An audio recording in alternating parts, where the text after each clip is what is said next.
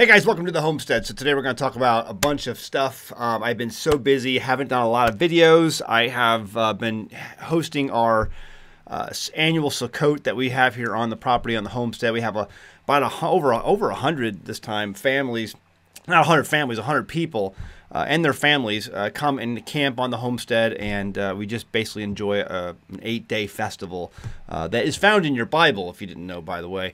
And so it's a great time, having a lot of fun, lots of warclim being consumed.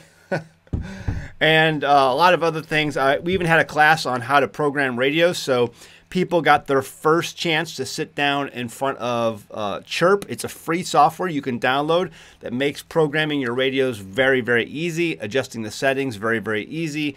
It's also, it's good to know how to navigate your menu inside your radio, but if you have a free program like Chirp, you can get in there and just do it very quickly and program a lot of frequencies, very fast. So they got that opportunity, and people, since we've done that, have been using them throughout the camp. They've been listening in. We have a couple of camp channels that we're using. And so all of that's just been a learning experience. Everyone's having a great time. But today I want to talk about homeschool stuff. I've been wanting to do this video for a while. I mentioned in an earlier video that my son, my oldest son, who's about to turn 18 in his last senior year of high school, is going through, and he is I'm basically making him, this is the assignment. The assignment is he has to go through the Billy Joel song, "We Didn't Start the Fire," and he has to write 3 good paragraphs of each individual or event mentioned in that song. So it's a bunch of historical events, and I have said often on my channel that history is the #1 topic you want to teach your children in homeschool. Math, science, English, all that stuff is great. Foreign languages, wonderful. But history is the #1 thing you must teach your children, and do it well, because history gives them the advantage of learning from the mistakes of others, learning about the successes of others, and gives them an idea of how to then focus their lives so that they can succeed and navigate some of the evils and good things that are out there, in our world today. And so I want my kids to have a great understanding of history, and that was a fantastic song that gives people a very good foundational overview of things that have happened in this country and around the world in the last 100 years or so.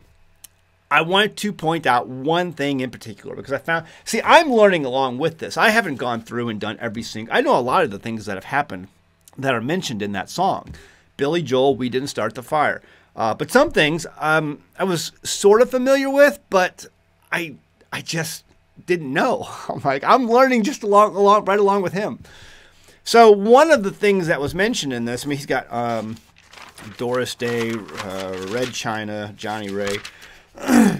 So each thing he's doing, he's just basically doing 3 paragraphs of each thing mentioned. He does that every single day, and there's a lot of them. And so the one I want to talk about today is Studebaker. Studebaker. And because it kind of links up with some of the stuff going on here today. Now, when I thought of Studebaker, it's a car company, or it was a car company, and I had always in my mind a Studebaker envisioned this iconic vehicle from, like, I don't know, the 1930s, 1940s, 1950s, something like that, the Studebaker. But that's not where the story begins. Not at all. And I thought it was very fascinating. Let me just read you what he wrote. He's got pretty good printing. Now, he doesn't, we learn cursive and all that, but he's printing these. And he's got pretty good handwriting, don't you think? I think for an 18-year-old. I think it's good. It's better than mine when I was 18. Okay, Studebaker was an American wagon and automobile manufacturer based in South Bend, Indiana. It was founded in 1852, did not know that, and was incorporated in 1868 with the name of Studebaker Brothers Manufacturing Company. At first, they only manufactured horse-drawn wagons, but with the invention of the automobile, they began producing those as well. The decision ended up making the company prosper abundantly. See, I had no idea they got started that early. But pay attention to this next paragraph. Studebaker began producing automobiles in the year 1897 after the chairman, Peter Studebaker, died. John Studebaker's son-in-law became chairman and had an engineer working on a motor vehicle. At first, Studebaker pursued after creating electric vehicles. However, they gave this up after a few years due to it not being cost effective. I was like, lessons that we learn throughout history. Amazing. Not being cost effective. And today, we are going through that same learning process. I think it might be advantageous if I was an engineer living now, working at maybe an automobile company who was trying to produce these electric vehicles, to maybe go back and see why were they not cost effective?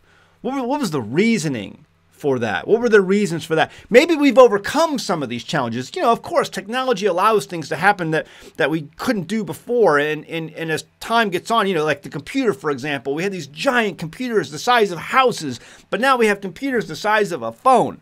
You know, massive amounts of computing power just in a handheld device.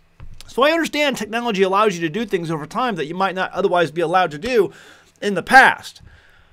However, number one, I think we have found with these electric vehicles today, people don't want them. Listen, I mean, it doesn't take a genius to go to a charging station. I remember me and my boys were on a trip recently, and we were in a hotel, and outside the hotel window, there was a gas station, a very large gas station, and next to it was a charging station. And the people at the gas station were coming in, and they were spending, 5 minutes tops.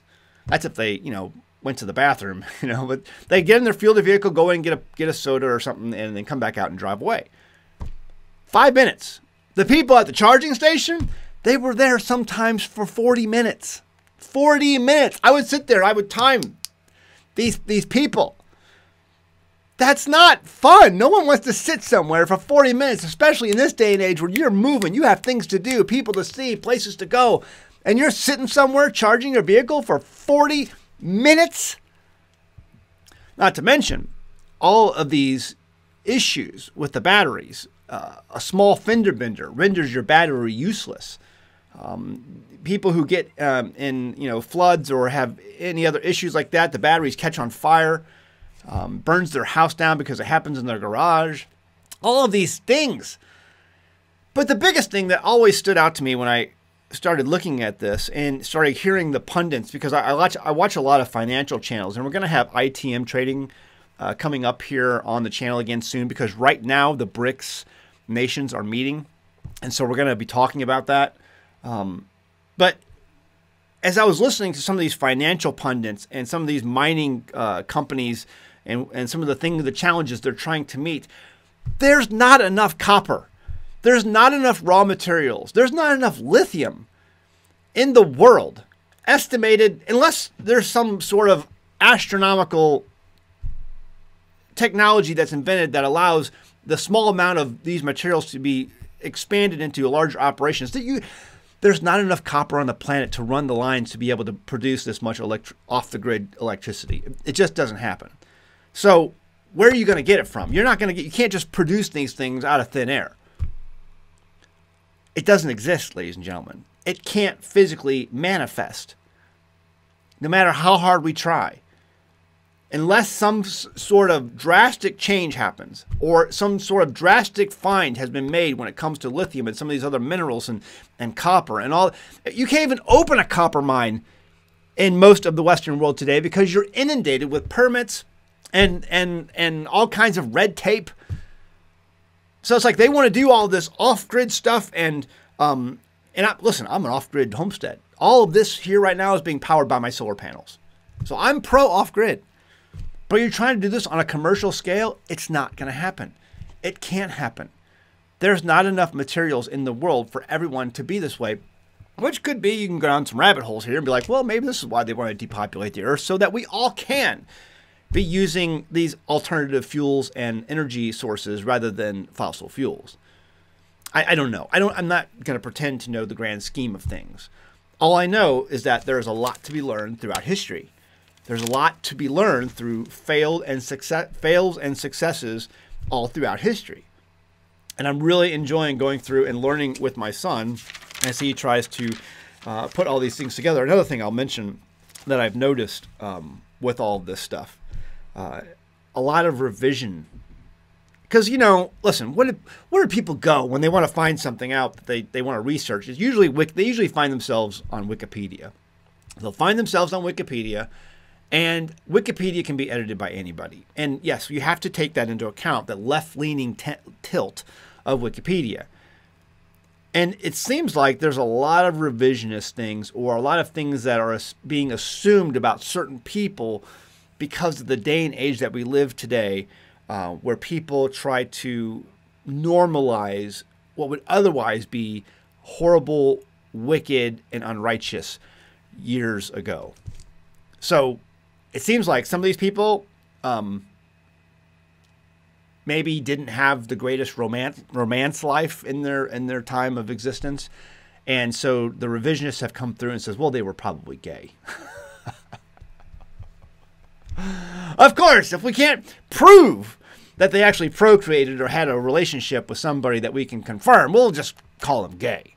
They're making, I mean, come on, this is not outside the reach or the realm of possibilities, because you have churches now, entire churches, who suppose that even our Messiah was gay, because after all, he didn't have a relationship.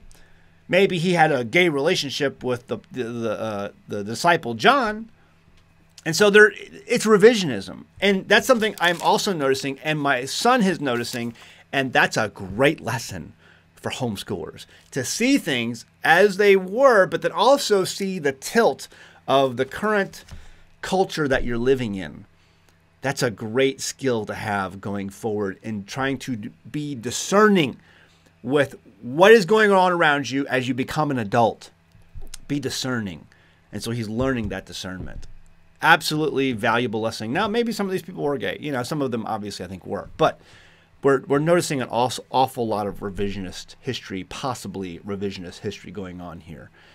And it's because of the culture, and the culture wants everyone to lean a certain way when it comes to normalizing certain things. All that to say, we're having a good time with it. What do you think? What are some of the homeschool things, topics, and projects that you're taking on this year? I'd love to hear those below. And by listing those, if you have something that you are finding very informative or entertaining or educational that kind of exists outside the box of just normal, you know, textbook stuff that you're going to get in a public school system, please leave that below, because you may be helping a parent and a homeschool educator go down a road that they may not have otherwise known existed. So all that helps. So please leave a comment below on that. And just, if not, just leave a comment for the algorithm. And leave a like before you go too. That helps YouTube know that people watch and enjoy my channel. All right, guys. Hey, listen, we're going to be coming up with a video on ITM trading coming up soon. BRICS is starting right now. We're going to be talking about that soon. I'll have that video up as soon as I possibly can. We're still in the midst of the feast. It's about to end, but we're getting, you know, on the downward slope of that. We're having a great time. Hope you're having a great time too. Love you guys. See you next time in the homestead. Bye. In the spring of 2024, Saudi Arabia ended the long-held practice of requiring its oil to be sold in U.S. currency. And recently, governments around the world have been repatriating their physical gold from Western banks, opting instead to hold that gold within their own borders. China, meanwhile, continues to set records in terms of stockpiling its physical gold reserves, while at the same time dumping billions in U.S. treasuries. All these instances can otherwise be called indicators. Indications that the world is readying itself to participate in trade that does not involve the United States or the dollar. And at home, our banks are showing signs of a deflationary collapse, in which case the FDIC does not have a fraction of the funds on hand to ensure you can get your money should your bank fail. On the other hand, they keep telling us inflation is getting under control, but for some reason, the prices we pay day to day keep going up and products we pay for keep getting smaller. I've put a link in the description below this video that will allow you to start the process to convert money you may have already saved into precious metals that you yourself can hold. You hold it, you own it.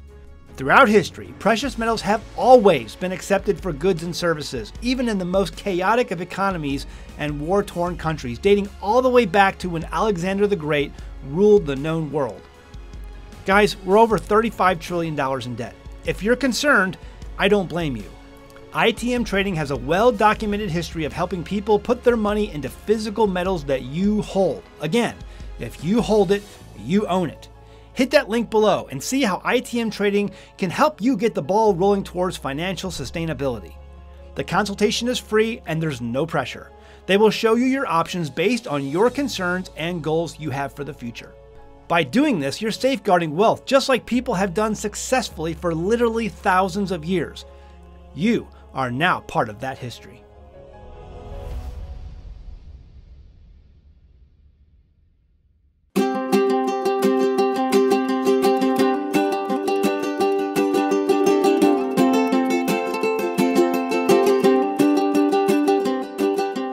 Hey guys, did you know you can become a patron of an American Homestead? They get access to private videos, and we send them gifts from the homestead that we make here on the homestead.